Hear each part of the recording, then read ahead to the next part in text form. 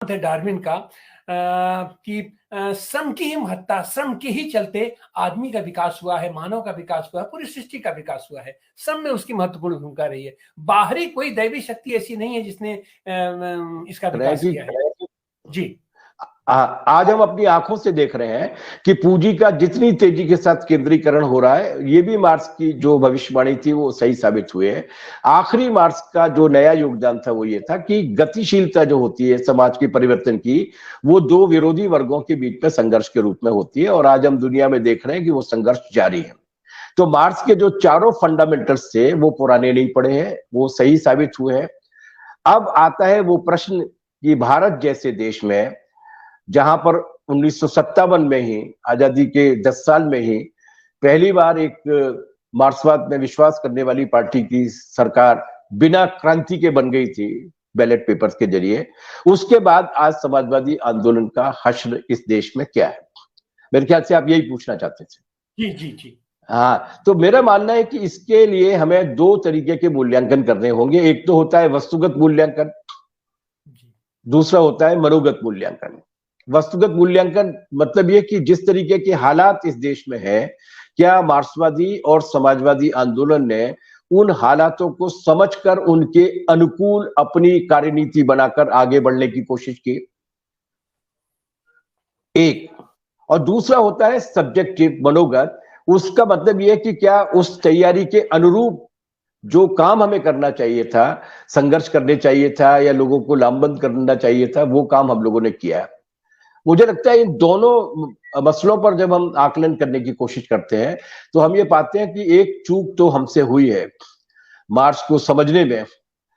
हालांकि बाद में उस चूक को ठीक कर लिया गया, हालांकि वो चूक दस्तावेजों में कभी नहीं रही, व्यवहार में रही, और वो ये रही कि हम भारत की उस विशिष्टता को नहीं समझ पाए लंबे समय तक। समझ भी गए तो उसको व्यवहार में इंटीग्रेट नहीं कर पाए। और वो ये था कि यहां पर वर्गों का विकास वर्ण की श्रेणी के अंतर्गत भी हुआ है। इसलिए यहां का जो जाति के शोषण का प्रश्न है या जाति के ऊंच नीच का जो प्रश्न है, उस जाति के ऊंच नीच के प्रश्न को हम उसके वर्गीय स्वरूप के साथ नहीं जोड़ पाए। हम इन दोनों को अलग करके देखते रहे, जबकि जाति अपने आप में वर्गीय शोषण का प्राचीनतम और सबसे ज्यादा मजबूत रूप रहा।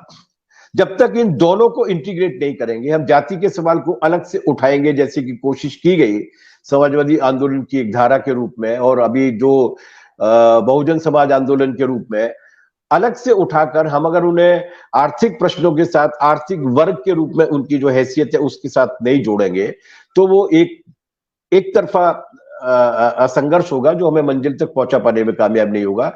और दूसरा भटकाव ये है कि हम केवल आर्थिक सवालों को लेकर ही लड़ेंगे, और ये जो सामंती अवशेष है हमारे यहाँ पर जाति का और वर्ण का, उसके साथ अगर संघर्ष नहीं करेंगे तो ये भी आंदोलन एक तरीके से एक तरफा रह जाएगा।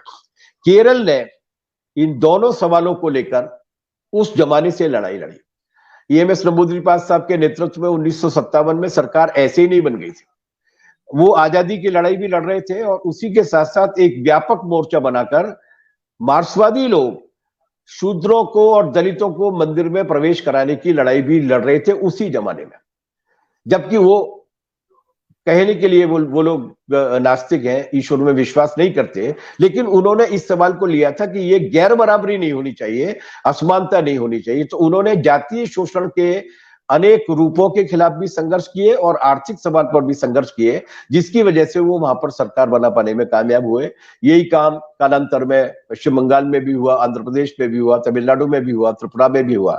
लेकिन पूरे देश के पैमाने पर, खासतौर से हिंदी पट्टी में, इस जातिवाद के, वर्णाश्रम के साण को हम सींग से नहीं पकड़ पाए, जिसका नतीजा ये निकला कि मनुस्मृति में विश्वास करने वाले लोग आज इस देश की सत्ता के शीर्ष पर बैठे हुए। मुझे लगता है कि इस हिसाब से हम लोगों को आकलन करना चाहिए। जी।